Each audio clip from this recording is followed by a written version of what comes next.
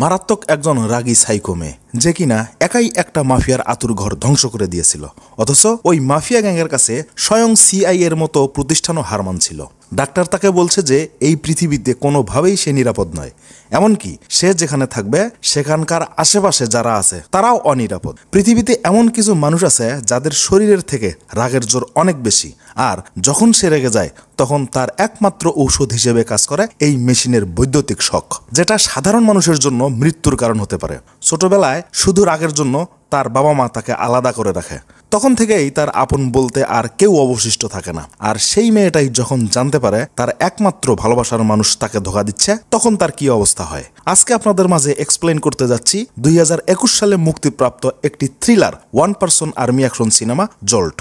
মুভির শুরুতে আমাদের দেখানো হয় একটা পিচ্চি মেয়ে তার জন্মদিনের কেকের উপর একটা পিচ্চি ছেলের মুখ থুবড়ে দিচ্ছে। সে এতটাই রাগী যে সে কখনো কোনো ভালো বন্ধু বানাতে পারেনি। তার উপর অনেক চিকিৎসার চেষ্টা করেও ব্যর্থ হয়েছে তার বাবা মা। ডাক্তার ওর বাবা মাকে জানিয়েছিল সে ইন্টারমিটেন্ট এক্সপ্লোসিভ ডিসঅর্ডার নামে একটা রোগে আক্রান্ত।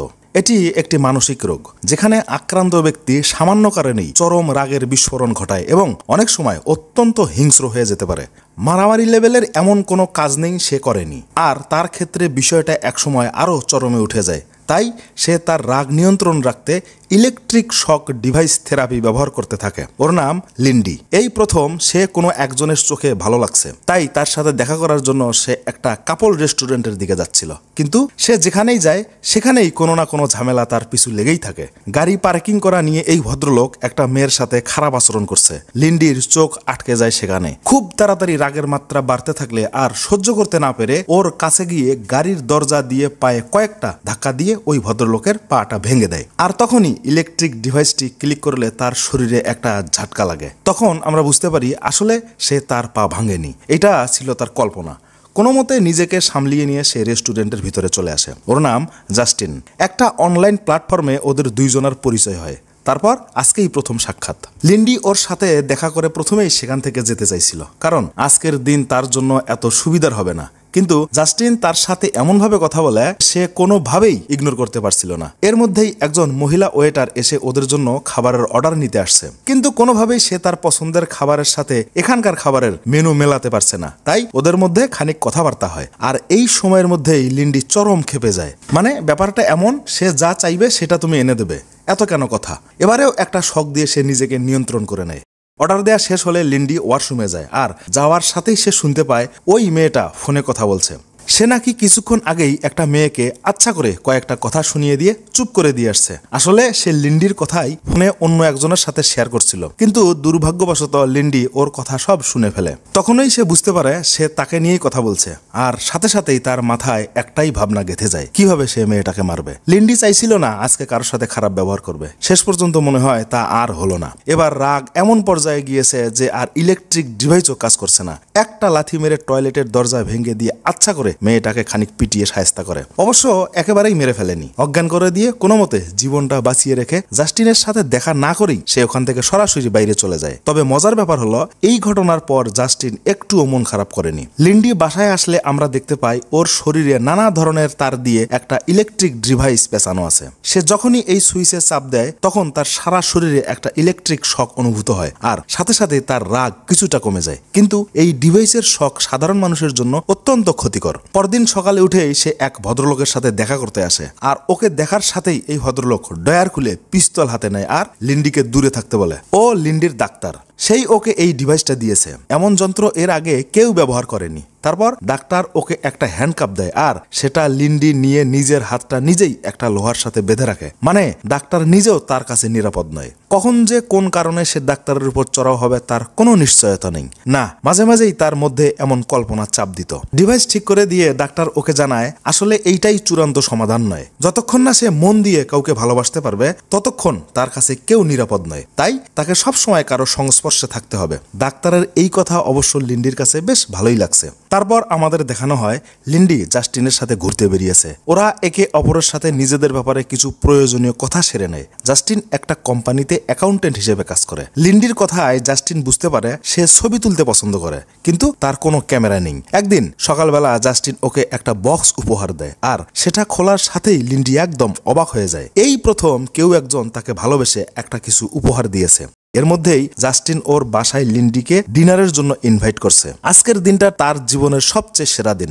এর আগে সে কখনোই এমন আনন্দ অনুভব করেনি। সারাদিন এখানে সেখানে ঘুরে ক্যামেরা দিয়ে ছবি তুলে সে ওই ডাক্তারের কাছে চলে যায়। ডাক্তার লিন্ডিকে দেখে প্রথমে ভয় পাইছিল, কারণ সে গতকালই তার কাছ থেকে এই ডিভাইস ঠিক করে নিয়ে গিয়েছে। পরে সে বুঝতে পারে লিন্ডি ওকে ধন্যবাদ দিতে আসছে। সে ওকে জানায় তার কথা মতো সে কাজ করছে, আর সেই কথা তার কাজেও লেগেছে। যাওয়ার সময় লিন্ডি ডাক্তারকে ধন্যবাদ দিয়ে সেখান থেকে চলে যায়। কে জানতো এত তাড়াতাড়ি তার সুখের ঘরে আগুন লাগবে। বাসায় এসে সে জাস্টিনকে ফোন দিলে ওপাশ থেকে অন্য একজন ফোন রিসিভ করে, আর ওকে জানানো হয় জাস্টিন এখন আর নেই। মাথায় যেন আকাশ ভেঙে পড়লো, কি করবে বুঝতে পারছে না। পরে ডিটেকটিভ ব্রাঞ্চ থেকে ওকে কল করা হয়। এই ভদ্রলোকের নাম ডিটেকটিভ ভিকার্স। ওদের আলাপচারিতায় আমরা বুঝতে পারি পুলিশ জাস্টিনের বডি একটি ময়লা ডিব্বা থেকে উদ্ধার করছে, আর ওর মাথায় 2টা গুলি লাগছিল। কে বা কারা এই কাজ করছে তা এখন পর্যন্ত নিশ্চিত হওয়া যায়নি। লিন্ডি জাস্টিনের বডি দেখার জন্য ডিটেকটিভকে অনুরোধ করে, কিন্তু ডিটেকটিভ ওকে বলে তা সম্ভব নয়, কারণ আইন অনুযায়ী যে কোনো ডেড বডি তার পরিবারের লোকজন ব্যতীত কেউ দেখতে পারবে না। আর এই সব কথা বলতে বলতে ডিটেকটিভ ওর হাত ধরে ওকে সান্ত্বনা দেওয়ার চেষ্টা করছিল, আর তাতেই সর্বনাশ। এক মুহূর্তেই ওর একটা আঙ্গুল ভেঙে দিয়ে ওই মহিলাকে গুলি করে ফেলে। কিন্তু না, এটা ছিল তার কল্পনা। এই ঘটনার পর লিন্ডি কোনোভাবেই সেখানে নিজেকে নিরাপদ মনে করতে পারছিল না। সে চলে যাওয়ার সময় ডিটেকটিভ ওকে একটা ভিজিটিং কার্ড ধরিয়ে দেয়, আর বলে যদি কোনো প্রয়োজন হয় সে যেন তাকে কল করে। তারপর এই ভদ্র মহিলার কথা শুনে মনে হয় সে লিন্ডিকেই সন্দেহ করছে। পরদিন লিন্ডি ডিটেকটিভকে ফোন দিয়ে বলে ওর কাছে কিছু আলামত আছে, খুব জরুরি ভিত্তিতে সে ওর সাথে দেখা করতে চায়। আর যখনই ওরা বাইরে চলে যায় সাথে সাথেই সে অন্য একটা দরজা দিয়ে ওদের অফিসে ঢুকে একটা আইডি কার্ড নিয়ে লকারের দিকে চলে আসে। লিন্ডি আসলে এই ঘটনার পুরোপুরি ব্যাপারটা জানতে চাইছিল। ফাইল চেক করে লকার খুলে জাস্টিনের ডেড বডি থেকে পাওয়া মোবাইল মানি ব্যাগ বের করে নিয়ে আসে, আর সেখানকার ঠিকানা অনুযায়ী সে জাস্টিনের অ্যাপার্টমেন্টে চলে যায়। এত বড় অ্যাপার্টমেন্ট দেখে সে অবাক হয়ে আছে। একজন অ্যাকাউন্টেন্টের বাড়ি এরকম হতে পারে তার জানা ছিল না। ঠিক সেই সময় ওর কাছে ডিটেকটিভ ফোন দিয়ে বলে তুমি যাই করো না কেন তা ঠিক হচ্ছে না। ওকে সাবধান করে দেয় আর বলে কিছুক্ষণের মধ্যেই নেভিন ওর কাছে চলে আসবে। কথার ফাঁকেই লিন্ডি একটা গাড়ির চাবি হাতে নিয়েছে। ঠিক সেই সময়ে নেভিন সেখানে চলে আসে। ডিটেকটিভ তখন ওর সাথে ফোনে কথা বলছিল। লিন্ডি একটু চালাকি করে ডিটেকটিভ ওর সাথে কথা বলতে চায় বলে ফোনটা নেভিনের হাতে দেয়। এই সুযোগে সে ওর হাত থেকে পিস্তলটা ফেলে দিয়ে সেখান থেকে পালিয়ে যায়। আর এই ঘটনার পর লিন্ডির প্রতি নেভিনের সন্দেহ আরো বেড়ে যায়। জাস্টিন হত্যাকাণ্ডের ঘটনায় অবশ্যই লিন্ডি জড়িত আছে। লিন্ডি বাইরে এসে জাস্টিনের গাড়ি নিয়ে সোজা সেখান থেকে চলে যায়। এর মধ্যে এরাও পিছু নিয়েছে। সে কখনো সুপার কার চালায়নি। এই গাড়ির সাথে প্রথমে নিজেকে মানিয়ে নিতে খানিক সময় লেগেছে। এর মধ্যেই ডিটেকটিভের সাথে লিন্ডির ফোনে কথা হচ্ছে। লিন্ডির ইচ্ছা এই ঘটনার পুরো বিষয়বস্তু সে নিজে খতিয়ে দেখতে চায়, কিন্তু পুলিশ তো আর সেটা হতে দেবে না। কথার ফাঁকেই হঠাৎ ডিটেকটিভের গাড়ি একটা দুর্ঘটনায় পড়ে যায়। এই ফাঁকে সে একটা সাইবার হ্যাকারের কাছে চলে আসে। এই মেয়েটা হ্যাকিং এর পোকা।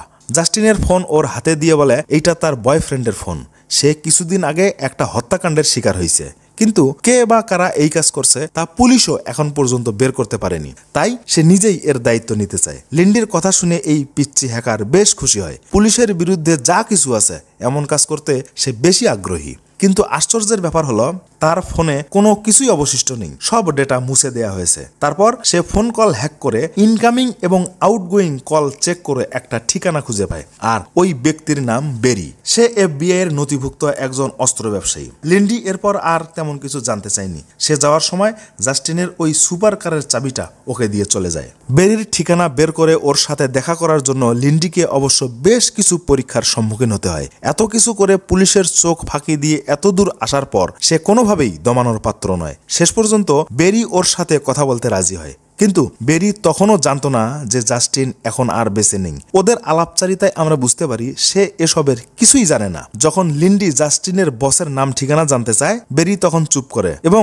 ওকে জানায় এই তথ্য সে জানলেও ওকে বলতে পারবে না। মানে সে সব কিছুই জানে। কি আর করার, বাধ্য হয়েই ওকে একটা উপায় বের করতে হয়। কথায় আছে না ঠেলার নাম বাবাজি। তখন আমরা জানতে পারি জাস্টিন যার অফিসে কাজ করত ওর নাম গ্যারেট ফাইজেল। সে এই শহরের একজন শ্রেষ্ঠ মাফিয়া যার সাথে দেখা করার জন্য কয়েকটা ধাপ অতিক্রম করতে হয়, কিন্তু সে ফাইজেলের ঠিকানা জানতো না। এদিকে ডিটেকটিভ আহত অবস্থায় হাসপাতালে ভর্তি হয়ে আছে। লিন্ডি ওর সাথে দেখা করার জন্য একটা ফুল নিয়ে আসে। সে ডিটেকটিভকে জানায় জাস্টিনের খুনির নাম সে জানতে পারছে। ডিটেকটিভ ফাইজেলের নাম শুনে ওকে জানায় সে অনেক খতরনাক লোক, তার নামে বহুত অভিযোগ আছে, অবৈধ অস্ত্র ব্যবসা, চোরাচালান, ড্রাগ, নানা ধরনের অসামাজিক কার্যকলাপে তার সংশ্লিষ্টতা। কিন্তু অজানা কোনো কারণে কোনো আইন শৃঙ্খলা বাহিনী এখন পর্যন্ত তাকে ছুঁতেও পারেনি। লিন্ডি ওকে জানায় এবার সে ফাইজেলের এমন জায়গায় শুয়ে দেবে যে কিছুতেই সে ভুলতে পারবে না। এর মধ্যেই সে ডিটেকটিভের কাছ থেকে ফাইজেলের ঠিকানা নিয়ে নিয়েছে। ওদের কথা শেষ হতে না হতেই নেভিন সেখানে চলে আসে। শুরু হয় হাঙ্গামা। পুরো হাসপাতাল জুড়ে হই হুল্লোড় শুরু হয়ে যায়। লিন্ডি ছুটতে ছুটতে একটা বেবি কেয়ার ইউনিটে ঢুকে পড়ে, কিন্তু এখানেও একটা বিপত্তি বেঁধে যায়। হঠাৎ একটা পিচ্চি কান্না শুরু করে দিলে লিন্ডি তার কাছে গিয়ে কান্না থামানোর চেষ্টা করে, আর এর মধ্যেই সেখানে নেভিন চলে আসে। লিন্ডি এতটুকু জানতো নেভিন এই পরিবেশে কখনোই গুলি চালাবে না। সে একটা বাচ্চা কোলে নেয় আর নেভিনের দিকে ছুড়ে দেয়। নেভিন এই বাচ্চাকে ধরে বিছানায় শোয়ালে লিন্ডি আবার একটা বাচ্চা কোলে নিয়ে আবার ওর দিকে ছুড়ে দেয়, আর এই ফাঁকে লিন্ডি সেখান থেকে পালিয়ে যায়। পরের দৃশ্যে আমাদের দেখানো হয় সে এখন শহরের সবচেয়ে উঁচু বিল্ডিং এর সামনে। এটাই ফাইজেলের অ্যাপার্টমেন্ট। ভিতরে এসে সিকিউরিটির কাছে ফাইজেলের কথা জানতে চাইলে অন্য একজন লোক এসে সেখান থেকে ওকে ভিতরে নিয়ে যায়। লিফটে এসে সে খেয়াল করে লিফট উপরে না গিয়ে নিচের দিকে নামছে, আর এই ব্যাপারটা লিন্ডি যখনই বুঝতে পারে তখনই এই ভদ্রলোক ওকে আঘাত করে সেখানেই অজ্ঞান করে দেয়। চেতনা ফিরে দেখে তাকে একটা ঘরে আটকে রাখা হয়েছে। লিন্ডি ওই সিকিউরিটিকে জাস্টিনের সাথে তার সম্পর্কের শুরু থেকে শেষ পর্যন্ত এবং খুন হওয়া পর্যন্ত সমস্ত ঘটনা খুলে বলে। কিন্তু এই ভদ্রলোকের কথা শুনে মনে হলো না জাস্টিনের খুনের সঙ্গে ফাইজেল জড়িত আছে। ওকে ভালো করে বুঝিয়ে বাইরে নিয়ে এসে একটা গাড়িতে করে বাড়িতে পাঠানোর ব্যবস্থা করা হয়। তারপর এই সিকিউরিটি ফাইজেলের কাছে এসে লিন্ডির কথা জানায়। এখানে ফাইজেলের কথা শুনেও মনে হচ্ছে না সে জাস্টিনকে খুন করছে। তাহলে ব্যাপারটা কি? পরদিন সকালবেলা লিন্ডি বাসায় এসে বিভিন্ন ধরনের কিছু বিস্ফোরক একত্রে করে একটা বোমা বানায়। বোমাটা ব্যাগে ভরিয়ে নিয়ে বাসার গ্যাসের লাইন চালু করে দিয়ে সে ছোট্ট একটা বিস্ফোরক তার ওভেনের ভিতরে রেখে সে বাইরে চলে আসে।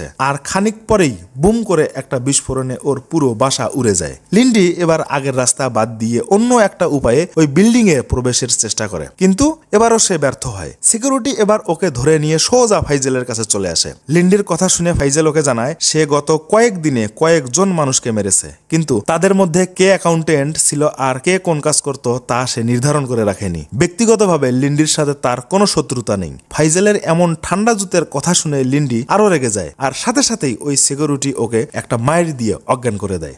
এবারও জ্ঞান ফিরিলে সে নিজেকে ওই আগের ঘরটাতেই আবিষ্কার করে, কিন্তু এবার ওর সাথে যা যা করা হয় তার জন্য সে মোটেও প্রস্তুত ছিল না। একটা মেশিনের সাহায্যে ওর শরীরের সমস্ত রক্ত বাইর করে নিয়ে ওকে রক্ত শূন্য করে মারতে চাইছিল এই ভদ্রলোক। এর মধ্যেই হঠাৎ তার চোখ ছোট হয়ে যায় আর রাগের অসুর ভর করে তার শরীরে। শুরু হয় দুইজনের মধ্যে লড়াই। একসময় মারতে মারতে ওই সিকিউরিটির মেরুদণ্ডের হাড় ভেঙে দেয় লিন্ডি। তারপর ফাইজেলের কাছে পৌঁছাবার পথ জেনে নিয়ে সে ওখান থেকে চলে আসে। কথা মতো রাস্তা বের করে ফাইজেলের কাছে সে এসে দেখে তাকে মেরে ফেলা হয়েছে। সে বিশ্বাসই করতে পারছিল না, যার সাথে দেখা করার ব্যাপারটা এতটা দুষ্কর সেই মানুষটার কিছুক্ষণের মধ্যেই এই হাল কে করলো। কিন্তু এখানেই শেষ নয়, সবচেয়ে বড় সারপ্রাইজ এখনো বাকি আছে। সে হাসবে না কাঁদবে বুঝতে পারছে না। জাস্টিন এখনো জীবিত।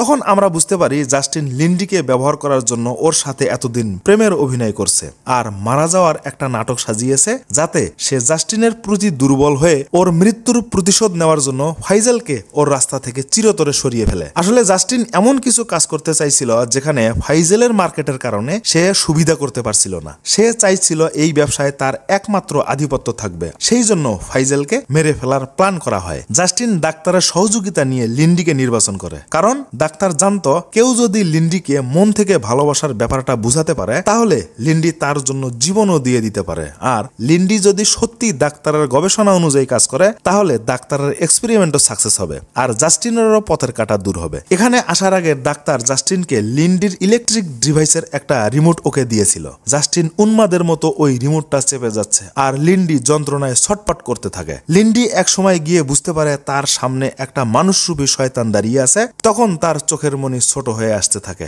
মাত্র কয়েক সেকেন্ডের মধ্যেই ওই ইলেকট্রিক ডিভাইসের শক লিন্ডির কাছে কিছুই মনে হচ্ছিল না। ব্যাগটা জাস্টিনের হাতে দিয়ে সে সোজা লিফটের কাছে চলে আসে। জাস্টিন ব্যাগ খুলেই ভেবাচাকা খেয়ে যায়। ব্যাগের মধ্যে একটা রিমোট বম। লিন্ডি ছুটে গিয়ে লিফটে উঠে ওই রিমোটটাতে টিপ দিলেই বুম শব্দে একটা বিস্ফোরণে পুরো ঘর উড়ে যায় আর লিফট বেয়ে লিন্ডি নিচে চলে আসে। এক বিস্ফোরণেই ধ্বংস হয়ে যায় এক মাফিয়ার আতুরঘর। আর এই ঘটনার মধ্য দিয়েই এই মুভির কাহিনী শেষ হয়। তো ভিডিওটি ভালো লাগলে অবশ্যই একটা লাইক এবং সাবস্ক্রাইব করে পাশে থাকবেন। আল্লাহ হাফেজ।